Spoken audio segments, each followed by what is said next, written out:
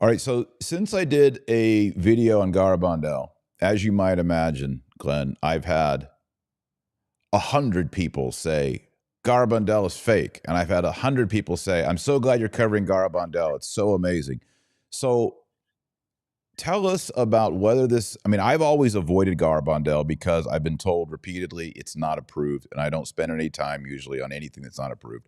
However, as I Okay. began to look into it and study, I found some pretty powerful references to Padre Pio, St. Pio, and his connection to Garabandal. And then I was, of course, Yeah. interested in these modern day connections of things that were being prophesied by Conchita at Garabandal that seem to be unfolding in our own time, with Pope Benedict dying on December 31st, the Pope, Moscow, the four popes in succession.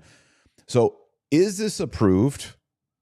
And then what is Padre Pio's connection? But let's begin with, is this approved? Should we even be talking about this? Absolutely. Um, there's a lot of confusion about whether it's approved or condemned. Or it's not approved. It's not condemned either. Now you brought up Padre Pio, and thank you for doing that because he really is the savior of Garabandal. It was met with so much resistance in the beginning, and I'll get into why um, the the original bishop caused so much confusion on purpose. But let's cover Padre Pio because so many people uh, feel he's infallible what he says. So in 1961, Joey Lamangino is exhausted, and his doctor tells him, Joey, you need a rest. And I don't know if you know the story of Joey. He was blinded at the age of 16. He was filling up a truck tire, and it exploded, and the rim hit him in the forehead. It creased his forehead and Mm. severed all the olfactory nerves that he had. So he instantly went blind and lost sense of smell. And he didn't wake up until the feast of Our Lady of Mount Carmel from a coma. 16 years later, his uncle takes him to Italy for a vacation. And as they're at I believe it's a 5 a.m. mass for Padre Pio that he would always do. Um, Padre Pio walks past Joey and pinches him on the cheek and just keeps going. And Joey feels a sense of either holiness or something that kind of hits his body and starts to change him spiritually. Now, 2 years later, 63, he goes back with his uncle, only he goes to confession this time to Padre Pio. And he's telling Padre Pio his sins, and Padre Pio says, "Is that it?" And he goes, "Yeah." And then Padre Pio goes on to tell him all of his sins. And Joey starts to cry. And, he says, "Joey, I called Jesus and Mary for you." And with that, um, 2 days later, Joey goes back to see Padre Pio again. And at this meeting, Padre Pio comes up to Joey, and Joey throws his arms back in protection. He smells roses. Padre Pio touched his forehead where it was severed, and he instantly regains his sense of smell.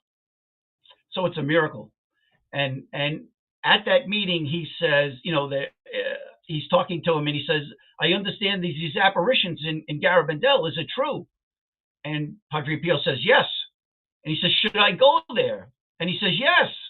And Joey goes to Garabandal, and it's the first of countless visits. And he becomes very close friends with Conchita, and Conchita eventually winds up moving back to New York, and so that's the initial tie to Padre Pio. He was always a great defender of Garabandal.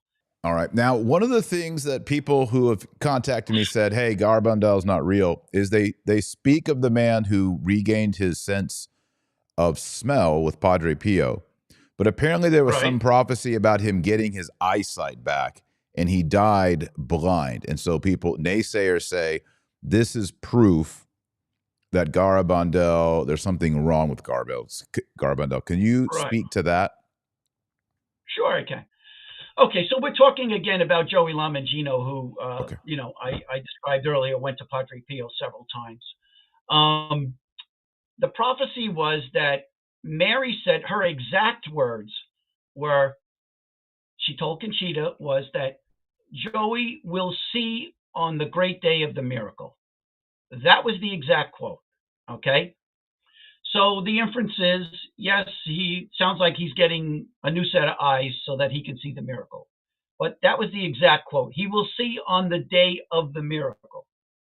Well, he's going to see it from heaven now. But I can understand where the confusion comes from. Okay, Now, so Glenn, she didn't say he will regain his sight. She the said he will exact quote see. that he will see on the great day of the miracle. Now, in because of my friendship with Conchita, I had heard a rumor some time ago that on when Joey was passing away, he had suffered greatly the last few years of his life.